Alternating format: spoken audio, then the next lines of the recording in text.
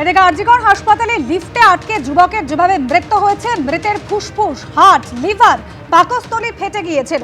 আমাদের উল্লেখ রয়েছে ময়না তদন্তের রিপোর্টে। আর কি রয়েছে রিপোর্টে, আমাদের প্রতিনিধি ঝিলম করঞ্জাই রয়েছেন আমাদের সঙ্গে টেলিফোন লাইনে। ঝিলম, একদমই যেমন তুমি বলছিলে, ঠিক এই বিষয়গুলো ময়না তদন্তে প্রকাশ্যে এসছে, যার মধ্যে অন্যতম বিষয় যেগুলো হচ্ছে যে তার পাঁজর সমস্ত হাড় ভাঙা ছিল এবং পাঁজরের সমস্ত হাড় ভাঙার পাশাপাশি তার হৃৎপিণ্ড ফেটে গিয়েছিল, ফুসফুস ফেটে গিয়েছিল, পাকস্থলী ফেটে গিয়েছিল, তার যে লিভার সেটা ফাটা ছিল এবং একই সঙ্গে যেটা দেখা গিয়েছিল যে তার শরীরের সামনের দিকে অর্থাৎ চেস্ট এবং ব্যাক সাইডে প্রচন্ড পরিমাণে ঘষার চিহ্ন পাওয়া গিয়েছিল।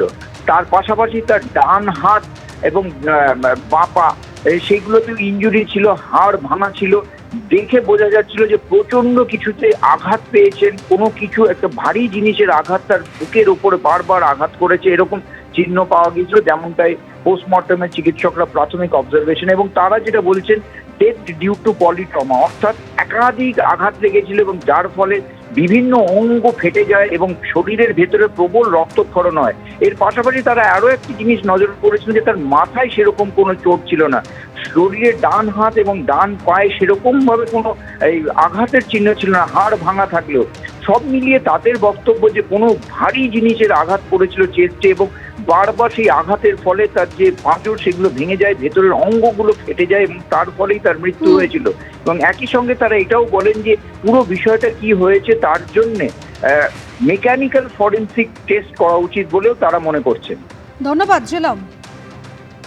কি ভয়াবহ অবস্থা দেখুন, লিফটে আটকে রয়েছেন স্বামী স্ত্রী, নিচ থেকে বারবার করে হেল্প হেল্প বলে চিৎকার করছেন, কিন্তু কেউ এগিয়ে এলো না। আর এখানেই প্রশ্ন উঠছে, আরজি করে সেই অন ডিউটি চিকিৎসকের ভয়াবহ মৃত্যুর পর রাজ্যের হাসপাতালগুলির নিরাপত্তা এবং পরিকাঠামো নিয়ে প্রশ্ন উঠেছিল।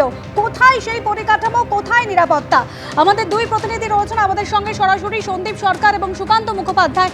শুরুতে আমি সন্দীপের কাছে আসছি। সন্দীপ, 1 বছর 7 মাস আগে যে ঘটনা ঘটেছিল, তারপর কমিটি তৈরি হলো নিরাপত্তা এবং পরিকাঠামো বিষয়ে যত্ন নেবার জন্য। কোথায় নিরাপত্তা? যে ভয়াবহ ঘটনা গতকাল ঘটে গেল, তার দায় কে নেবে? উচ্চ পর্যায়ের কমিটি তৈরি করা হয়েছিল রাজ্যের, শুধুমাত্র স্বাস্থ্য বিভাগের মাথাদের নয়, রাজ্য প্রশাসনের শীর্ষ প্রশাসকদের মাথায় রেখে কমিটি তৈরি করা হয়েছিল এবং সেই কমিটি 1-2 করে অনেকগুলো তারা বিষয়বস্তু চিহ্নিত করেছিলেন এবং বেশ কিছু পয়েন্ট করা হয়েছিল যে নিরাপত্তা কিভাবে বাড়ানো হবে, কিভাবে ঢেলে সাজানো হবে।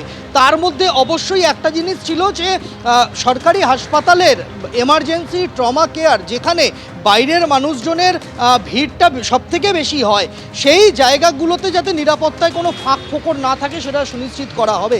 তার মধ্যে পুলিশ কর্মীদের সংখ্যা বাড়ানো, মহিলা পুলিশ কর্মী রাখা, নিরাপত্তা রক্ষী 24/7 যেখানে থাকার কথা। তো সেরকম একটা জায়গাতে আইন শৃঙ্খলাজনিত কোনো সমস্যা হলো না। শুধুমাত্র একজন মানুষ, তিনি 1.5 ঘন্টা ধরে লিফটের ডাক্টের তলায় আটকা পড়ে রইলেন, 3 জন আটকা পড়ে রইলেন, একজন মারা গেল। পরে যখন তার বাকিদের উদ্ধার করা হলো ততক্ষণ 1.5 ঘন্টা সময় পেরিয়ে গিয়েছে, কেউ শুনতে পেলেন না। এই অভিজ্ঞতা এক কথায় ভয়াবহ। এবং প্রশ্ন যেটা তুলছেন এই ভুক্তভোগী পরিবারটি, যে সেই সময় কোথায় ছিলেন নিরাপত্তা রক্ষীরা, কোথায় ছিলেন পুলিশ কর্মীরা যাদের সেখানে ডিউটি ছিল। তারা যতক্ষণে এসে পৌঁছেছেন এবং পৌঁছানোর পরেও তারা যে কাজ করেছেন তাতে আর বাঁচার কোনো সুযোগ ছিল না। তারা আসার পরেও যদি তারা বাস্তব বুদ্ধিটুকু প্রয়োগ করতেন, তাহলেও হয়তোবা এই পরিবারটিকে আরও কিছুটা সময় আগে বের করা যেত ওই টানেল থেকে। এটাই সব থেকে আফসোসের সন্দীপ, আরজিকর মেডিকেলে যেভাবে লিফটে আজকে মৃত্যু হয়েছে, 5 জনকে গ্রেপ্তার করা হয়েছে এবং যেরকম জানা যাচ্ছে 3 জন লিফটম্যান এবং 2 জন নিরাপত্তা রক্ষী রয়েছেন। সুকান্ত মুখোপাধ্যায় রয়েছেন আমাদের সঙ্গে। সুকান্ত, শুধুমাত্র লিফটম্যান এবং নিরাপত্তা রক্ষী এই 5 জনকে গ্রেপ্তার করা হয়েছে, কিন্তু হাসপাতাল কর্তৃপক্ষ তারা কি দায় এড়াতে পারে? পরিবারের তরফ থেকে ইতিমধ্যেই বলা হচ্ছে যে মেইনটেনেন্সের দায়িত্ব যাদের ছিল তাদেরও তো যথেষ্ট দায় রয়েছে। দেখো, আপাতভাবে এই পাঁচজন যাদের ডিউটি ছিল গত পরশু রাত্রি থেকে গতকাল ভোর পর্যন্ত, সেই তিনজন লিফটম্যান এবং দুজন সিকিউরিটি পার্সোনাল, অর্থাৎ যাদের দায়িত্ব ছিল গ্রাউন্ড ফ্লোর এবং বেসমেন্ট সহ ফার্স্ট ফ্লোরে তাদের দেখার দায়িত্ব ছিল, এই পাঁচজনকে গ্রেফতার করা হয়েছে। এবং এই পাঁচজনকে গ্রেফতার করার একটা মূল কারণ এটাও যে হসপিটাল থেকে গতকালকে যে সিসিটিভি কালেক্ট করা হয়েছে এবং পরবর্তী সময় যে ডিউটি রোস্টার চাওয়া হয়েছে, তাতে কিন্তু এই পাঁচজনের ডিউটি গতকালকে ছিল।